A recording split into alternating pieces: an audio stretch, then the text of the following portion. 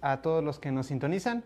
Me llamo Omar de Jesús, misionero apóstol de la palabra y también seminarista de la misma familia. Les doy la bienvenida a este tema llamado La Cruz y el Purgatorio de nuestro curso Católico Conoce tu Fe. De hecho, este es el último tema de este pequeño curso que hemos transmitido a través de la página de Facebook de la Parroquia de Nuestra Señora de la Paz.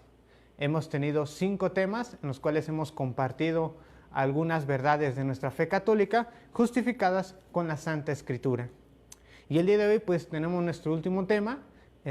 Nada más pues agradecerles a los que nos han visto a través de esta semana y pues nuevamente exhortarlos a que puedan ver estos videos que ya están en la página de la parroquia. Pueden empezar a verlos desde el lunes que transmitimos, lunes, martes, miércoles, jueves y el tema del día de hoy.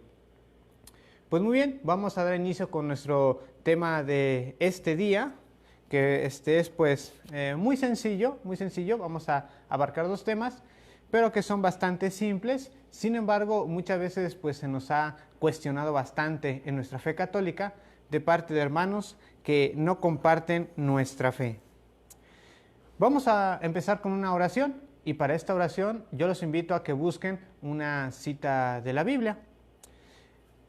Vámonos al Evangelio de Juan, capítulo 12,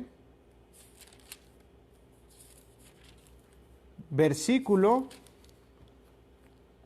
Juan capítulo 12,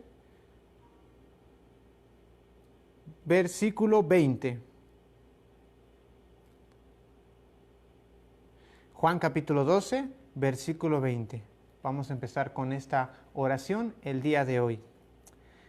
En el nombre del Padre, y del Hijo, y del Espíritu Santo. Amén. Del Evangelio de Juan, capítulo 12, versículo 20 en adelante. Había unos griegos que habían subido para los cultos de la fiesta. Se acercaron a Felipe, el de Betsaida de Galilea, y le pidieron: Señor, queremos ver a Jesús.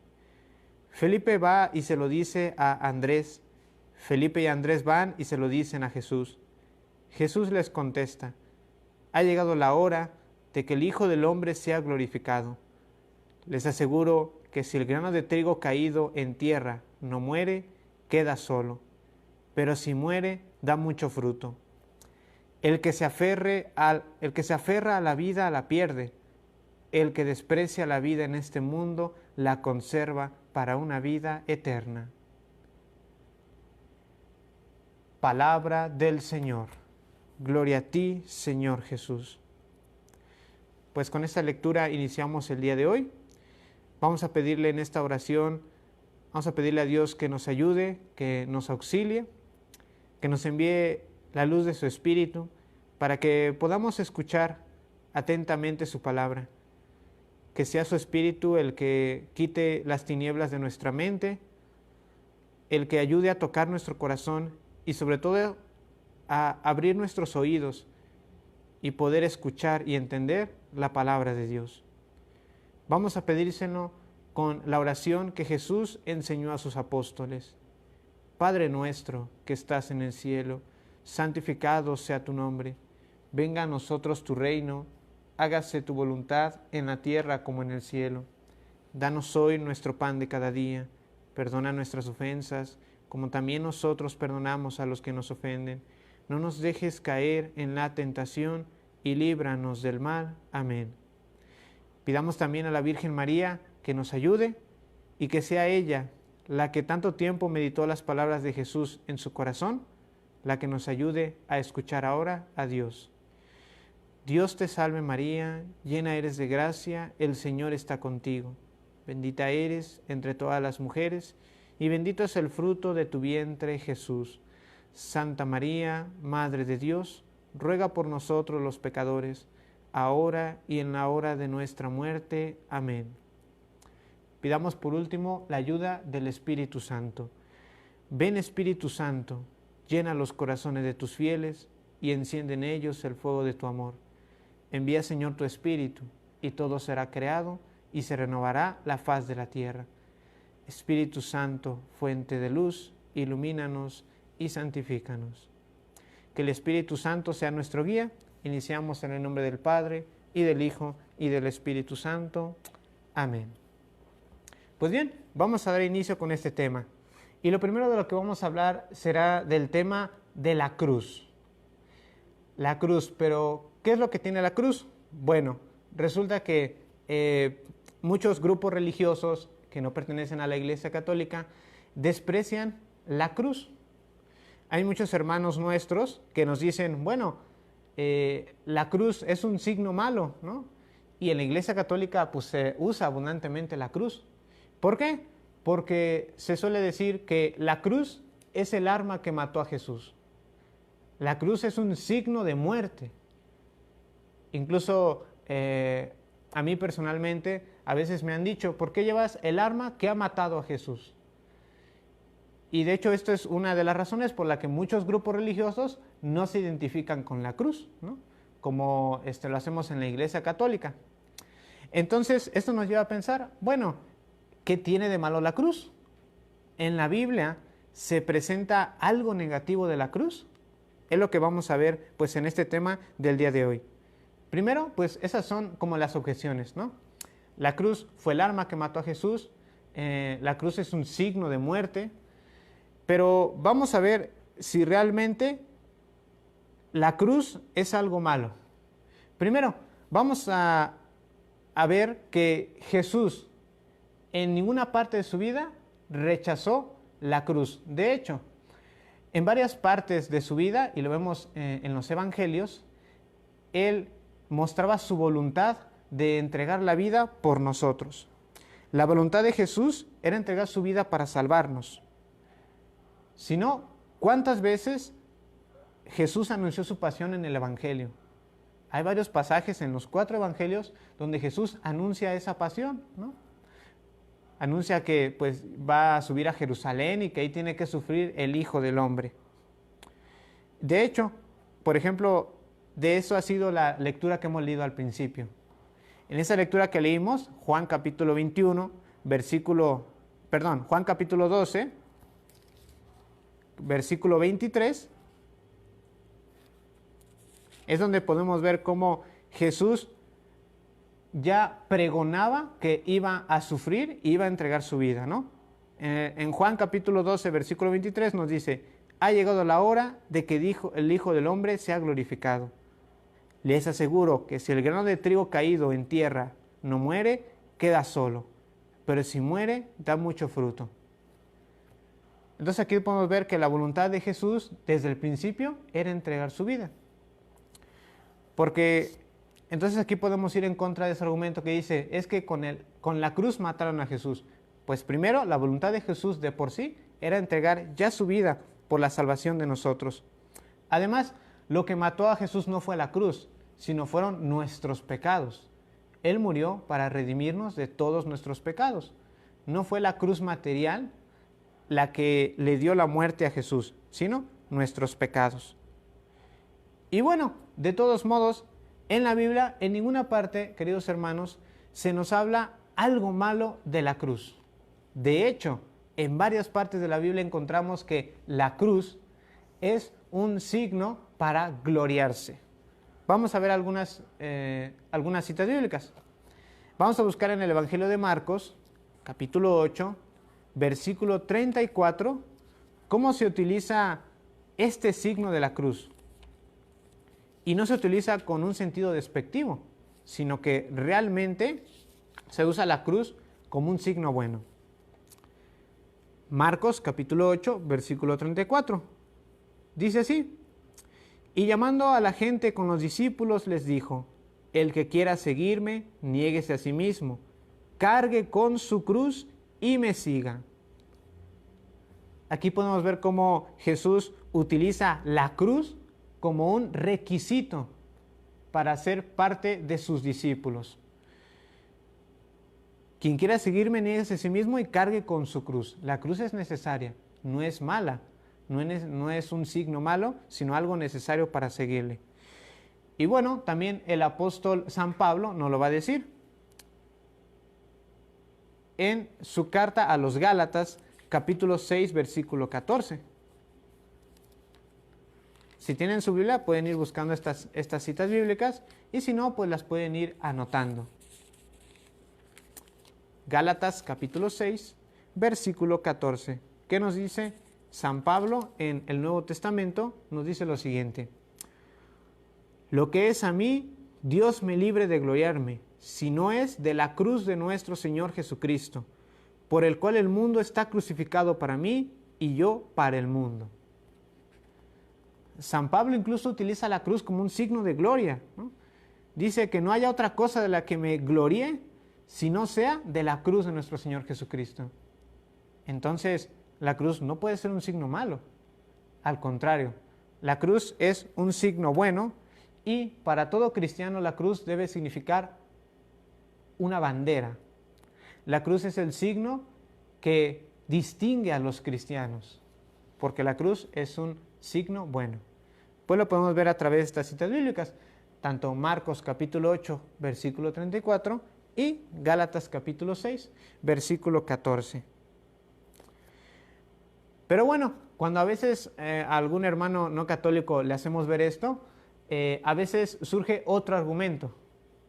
Bueno, puesto que ya no pudimos demostrar que la cruz sea un signo malo, entonces algunos hermanos no católicos nos dicen, bueno, de todos modos, Jesús no murió en una cruz. Jesús murió en un madero, en un palo vertical. Principalmente esto lo sostienen nuestros hermanos testigos de Jehová. Ellos mantienen mucho esta postura, que Jesús no ha muerto en una cruz, sino en un madero. Y nos pueden poner esta cita bíblica como ejemplo. Ellos nos citan el libro de los Hechos, capítulo 5, versículo 30. Se las voy a leer para tener en cuenta este argumento. Hechos, capítulo 5, versículo 30. Dice así: el Dios de nuestros padres ha resucitado a Jesús, a quien ustedes ejecutaron colgándolo de un madero. Aquí está lo importante. Ellos dicen, usted puede ver aquí cómo dice colgándolo de un madero. ¿Cómo es un madero? Pues un madero es como un palo, ¿no? Es como un poste de forma vertical. Es lo que muchas veces nos dicen nuestros hermanos no católicos. ¿Qué es lo que nosotros católicos podemos objetar o argumentar? Primero, que en esta cita bíblica lo que se nos dice no es cómo era, no se nos dice el lugar o la forma en la que murió Jesús, sino que dice el material de lo que estaba hecho la cruz. ¿De qué estaba hecha la cruz? Aquí nos dice, colgándolo de un madero, entonces estaba hecha de madera. La cruz era de madera, no era de otro material. Eso no significa que era un palo, sino que la cruz donde murió estaba hecha de madera. Y con respecto a esta objeción, pues principalmente nuestros hermanos testigos de Jehová, en muchos de sus folletos nos presentan una imagen pues muy interesante sobre cómo murió Jesús. Ellos presentan una imagen muy interesante, muy curiosa, porque en algunos de sus folletos podemos ver a Jesús en esta posición. ¿De qué manera? Bueno, presentan un palo y presentan a Jesús con un solo clavo en sus manos, de tal manera que ese palo no tiene brazos para que sea una cruz. Ellos así lo representan. Sin embargo, en nuestra perspectiva cristiana, católica y bíblica, nosotros sabemos que Jesús no murió en un palo, sino en una cruz. ¿Qué quiere decir? Que Jesús estaba de esta manera, como lo podemos ver aquí. Y como lo vemos en esta manera, vemos que hay una característica muy interesante. Primero, el letrero. El letrero de la cruz está encima de la cabeza. Si Jesús hubiera estado de esta manera, eso quiere decir que el letrero debería estar encima de sus manos y no de su cabeza, porque sus manos se interpondrían. Y para poder corroborar esta postura, podemos ver la cita de Mateo capítulo 27, versículo 37, donde se ve claramente cómo el letrero estaba sobre la cabeza y no sobre las manos, como lo representan algunos hermanos. Mateo capítulo 27, versículo 37 nos dice: encima de la cabeza pusieron un letrero con la causa de la condena. Este es Jesús, Rey de los judíos. Aquí vemos claramente, hermanos, cómo dice encima de la cabeza. ¿Qué quiere decir? De esta manera. No están los brazos de tal manera que se interpongan entre el letrero y la cabeza. Y la segunda observación que podemos hacer es cómo Jesús, al tener las manos extendidas, presenta un clavo en cada mano. Si fuera como lo presentan nuestros hermanos testigos de Jehová, que es las dos manos juntas, presenta nada más un clavo. Pero bueno, para poder también corroborar esto, podemos ver otra cita bíblica. Del Evangelio de Juan, capítulo 20, versículo 25. Juan, capítulo 20, versículo 25. Donde podemos ver una frase muy interesante sobre los clavos. Dice así: los otros discípulos le decían: hemos visto al Señor. Él replicó: si no veo en sus manos la marca de los clavos, si no meto el dedo en el lugar de los clavos y la mano por su costado, no creeré. Esta cita bíblica forma parte de lo que nosotros conocemos como la falta de fe del apóstol Tomás, ¿no? Recordemos que en esa ocasión, cuando Jesús se le aparece a sus apóstoles, el apóstol Tomás no estaba presente.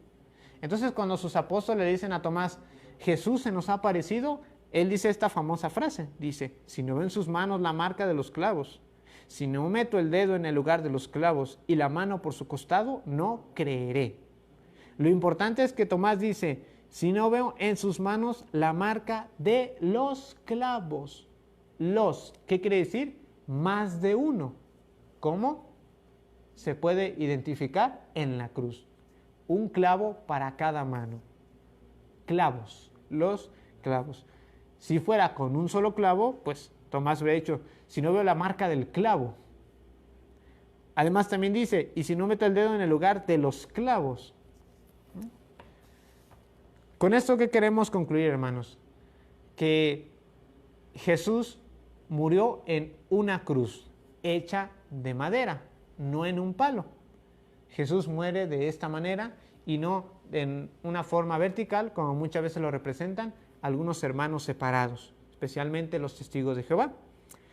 También que la cruz no es un signo malo. La cruz no es un signo para que nosotros digamos que si cargamos una cruz, estemos promoviendo la muerte o estemos promoviendo el arma que mató a Jesús.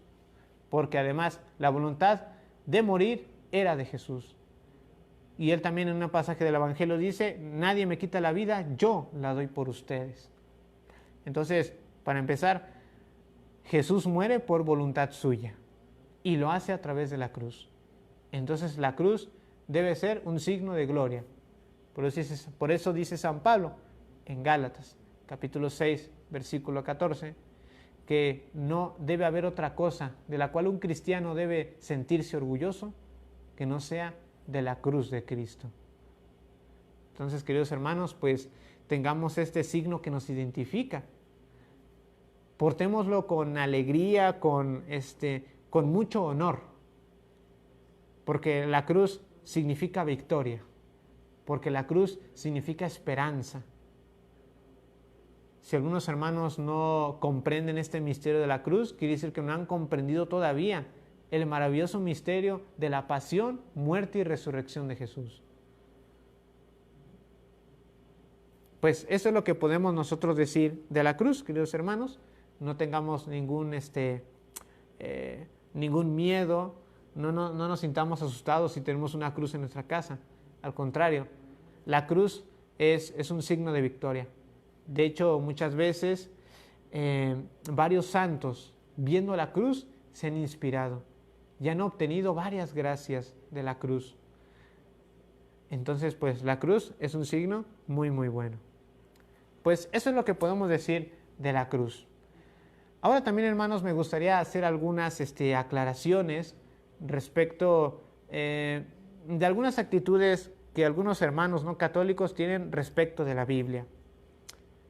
Por ejemplo, se suele decir, lo suelen aplicar, que si no viene algo en la Biblia, no hay por qué creerlo.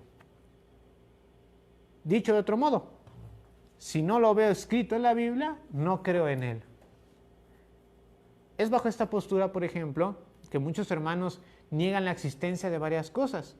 Una de ellas es el purgatorio. ¿Qué entendemos nosotros como purgatorio, hermanos? Bueno, nosotros en nuestros folletos, principalmente en la respuesta está en las escrituras, preguntas y respuestas, donde tiene toda una sección para dudas y objeciones y ataques que nos hacen nuestros hermanos no católicos. Nos viene ya incluida una definición del purgatorio. Se las voy a leer. Nos dice así. Nos dice que el purgatorio es un estado intermedio de purificación entre la muerte y la gloria. Es un estado intermedio entre la muerte y la gloria. Recordemos un poco lo que se llaman las postrimerías del hombre. ¿Qué son las postrimerías? Son estas seguridades que todo ser humano, que todo cristiano va a tener después de la muerte. ¿Y cuáles son esas postrimerías? Son esencialmente cuatro. Es la muerte con su juicio, el infierno, la gloria y el purgatorio. Estas cuatro seguridades nos enfrentaremos nosotros al final de nuestra vida. El juicio, la gloria, el infierno y el purgatorio, ¿no? El juicio, todo cristiano lo va a experimentar, todo ser humano va a ser juzgado, como lo podemos ver en muchas partes de la Biblia. Y dependiendo qué es lo que haya determinado Dios en el juicio, nosotros recibiremos la paga. Si hemos optado según Jesús y su palabra, iremos a la gloria. Si en cambio no hemos obrado según la caridad de Dios, iremos al infierno. Sin embargo, antes de entrar en la gloria, para entrar al infierno, por ejemplo, el pase es directo. Si en nuestro juicio Dios así lo determina, vamos directamente al infierno. Sin embargo, si Dios dictamina que tenemos posibilidad de entrar a la gloria, hay un estado intermedio y es a lo que le llamamos purgatorio, ¿no? Y es ese lugar es un lugar de purificación, donde las almas que han alcanzado la gracia de Dios todavía necesitan purificar un poco más para poder entrar en la gloria definitiva. Recordemos que nada manchado entrará en el reino de los cielos. Esto mismo lo ha dicho Jesús. Como nosotros podemos ver en la Iglesia Católica, el purgatorio es una verdad de fe, no se puede cuestionar. Es algo cierto que nosotros tenemos pues seguro. Y bueno, como les decía al principio, algunos hermanos dicen, si no lo veo en la Biblia, no puedo creer en él. Y es por lo mismo. Muchos hermanos no católicos no creen en la existencia del purgatorio. Algunos ni siquiera en la creencia del infierno. Pero centrémonos en el purgatorio. Y nos dicen, como en la Biblia no encuentro la palabra purgatorio, por lo tanto, no existe o no debo creer en él. Pero esta es una actitud incorrecta hacia la palabra de Dios, queridos hermanos. La Biblia es un libro espiritual. La Biblia es el libro donde se narra todas las intervenciones de Dios para nuestra salvación, comenzando desde la creación en el Génesis y terminando con la segunda venida de Cristo en el Apocalipsis. La Biblia no es una enciclopedia. La Biblia no es un diccionario para encontrar cualquier palabra. Digamos, por ejemplo, en la Biblia no vas a encontrar la palabra televisión y no por eso significa que la televisión sea mala o que no exista, porque evidentemente existe y depende de su uso, nos va a poder acarrear tanto buenas cosas como malas cosas. Pero esa actitud de si no está en la Biblia, está mal. Y de hecho no solamente la usan para el purgatorio. Muchas veces también los hemos escuchado decir, si no existe la palabra católica en la Biblia, pues entonces nos sacan la palabra católica de Iglesia Católica. Nuevamente, esa actitud no es buena tenerla frente a la palabra de Dios, ¿no? Por ejemplo, la palabra Trinidad tampoco está en la Biblia y eso no significa que no exista, ¿no? Que no exista el dogma de la Santísima Trinidad. De hecho, la Trinidad es un dogma que aceptan muchísimos hermanos no católicos y católicos también, por supuesto. Pero bueno, vamos a ver una cita bíblica donde nos dice, donde podemos nosotros, con la ayuda de la Iglesia y de la tradición y el magisterio, la existencia del purgatorio. Es por eso que yo los invito a que busquemos la siguiente cita bíblica. Mateo capítulo 12, versículo 32. Del Evangelio de Mateo, capítulo 12, versículo 32. Nos dice así: a quien diga algo contra el Hijo del Hombre, se le puede perdonar. A quien lo diga contra el Espíritu Santo, no se le perdonará ni en el presente ni en el futuro. Aquí Jesús, al hablar de los pecados, nos dice que todo pecado será perdonado, ¿no? Toda blasfemia será perdonada, excepto el pecado contra el Espíritu Santo. ¿Cuál es este pecado? El pecado de no querer la salvación que nos trae Jesús. Y en toda esta explicación, Él nos dice que este pecado contra el Espíritu Santo no se perdonará ni en esta presente vida ni en la otra. ¿A qué se estará refiriendo? La tradición de la Iglesia nos dice que aquí Jesús se refiere a la existencia del purgatorio. Porque hay pecados que, si no se llegan a perdonar en esta vida, se llegan a perdonar en la otra. ¿En qué momento? Si nada más existe la vida y la muerte, ¿no? La vida y el cielo o el infierno. Pues en el purgatorio. Y de hecho nosotros, si algún día al final de nuestras vidas llegamos pues al final y no hemos logrado purificarnos del todo de nuestras faltas, tendremos el purgatorio como última opción para purificarnos antes de entrar en la gloria. Prácticamente quien entra al purgatorio ya tiene ganado el cielo, ¿no? Solo es cuestión de tiempo, pero pronto entrará a la gloria de Dios. Entonces aquí podemos ver cómo se infiere esa existencia del purgatorio. De todos modos, sobre este punto, pues es un poco complicado dialogar con nuestros hermanos no católicos. ¿Cuál es la razón? Bueno, de que hay ciertas cosas, hay ciertas enseñanzas de Jesús que no están presentes en la Biblia y que se han transmitido solamente de los apóstoles a sus discípulos en lo que nosotros llamamos tradición apostólica. Es a través de la tradición apostólica que nosotros hemos recibido muchísimas enseñanzas y que no están presentes en la Biblia. En la Iglesia Católica sostenemos que la revelación cristiana se transmite de dos maneras: la tradición apostólica y la Biblia. Son complementarias. En cambio, si nosotros queremos tomar la Biblia como único fundamento de nuestra fe, nos vamos a quedar a medias, porque hay cosas que Jesús dijo e hizo y no están presentes en la Biblia, sino que los apóstoles lo transmitieron a sus sucesores, a sus discípulos. Y bueno, para terminar vamos a buscar esta cita que es del segundo libro de los Macabeos, capítulo 12, versículo 46, y con esta vamos a ir terminando nuestro tema del día de hoy. Segundo libro de los Macabeos, capítulo 12, versículo 46. Vamos a irlo buscando, por favor. Segunda de Macabeos 12, 34, perdón, 12, 46. Dice así: Jonatán se fió de él e hizo lo que le dijo. Licenció a los soldados que se fueron a Judá. Se quedó con unos 3,000 hombres, dejó 2,000 en Galilea. Los otros 1,000 lo acompañaron.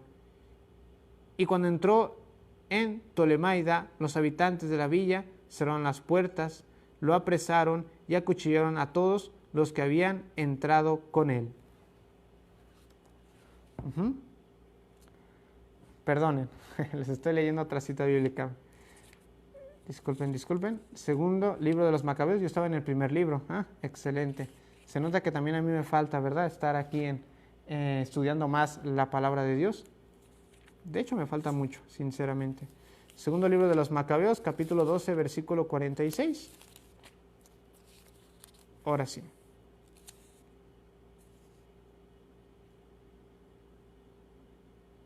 Ok, dice así. Pero considerando que a los que habían muerto piadosamente les estaba reservado un magnífico premio, la idea es piadosa y santa. Por eso hizo una expiación por los caídos, para que fueran liberados del pecado. Les comento un poco el contexto de esta cita de la Biblia. En esta narración, en el libro de los Macabeos, se nos narra cómo se ofrece un sacrificio por los soldados caídos. Pero aquí está lo interesante. ¿Por qué ofrecer un sacrificio por personas que ya han muerto? Digámoslo así, si no existiera el purgatorio. Si no existiera el purgatorio, este sacrificio sería totalmente inútil, puesto que después de la muerte seguiría inmediatamente o el infierno o la gloria. Y sabemos que en el infierno pues ya no puede haber salvación y en la gloria ya se está en la salvación. Es por eso que la tradición nos infiere la existencia del purgatorio. Y es por eso que si nosotros hacemos algún tipo de obra por nuestros hermanos difuntos, oraciones, ayunos o penitencias son totalmente provechosas para nuestros hermanos, puesto que en el purgatorio también los podemos ayudar en su purificación. Esta es la doctrina de la Iglesia. Y en esta cita se ve pues bastante bien cómo se infiere esa existencia del purgatorio. De todos modos, pues es un poco complicado mostrar esta cita bíblica a nuestros hermanos no católicos, porque en sus Biblias ellos no tienen ni el primer ni el segundo libro de los Macabeos. Entonces, pues sirve para nosotros para afianzar nuestra fe. Pues con todo esto, hermanos, nosotros queremos que nuestros hermanos católicos, especialmente los más débiles en la fe, se sientan fortalecidos. Yo los invito a que nos podamos acercar más a nuestra fe católica, acerquémonos más a la palabra de Dios en la Iglesia Católica, que siempre será una fuente segura para encontrar a Dios y para afianzar nuestra relación con Él. No tengamos miedo y si tenemos alguna duda, pues recurramos a nuestra iglesia, que es tan rica, que está tan llena del favor de Dios y en la cual Dios decidió dejar todo lo necesario para nuestra salvación. Muy bien, entonces pues con esto hemos terminado nuestro curso y nuestro tema del día de hoy. Quiero agradecerles por todos los hermanos que nos han sintonizado, que nos han visto a través de Facebook, también a nuestros hermanos de la página del Seminario de Filosofía Apóstoles de la Palabra, que también han visto nuestros temas. Agradecerles por su compañía, por su tiempo y pues recomendarles la lectura de la Palabra de Dios. Recomendar mucho la Biblia. ¿Cuánto tiempo hemos dejado de lado la Palabra de Dios? ¿Cuánto tiempo hemos pasado lejos de ella? Y en ella a la persona que más encontramos es a Jesús, a ninguna otra. Y Jesús es el que nos procura la salvación. Entonces, pues con esto terminamos. Y no sé si hay algún tipo de duda que se hayan escrito en los comentarios. Ok, excelente. Pues muy bien, les deseo lo mejor, que Dios los bendiga y nos vemos en la próxima ocasión. Que Dios los cuide mucho.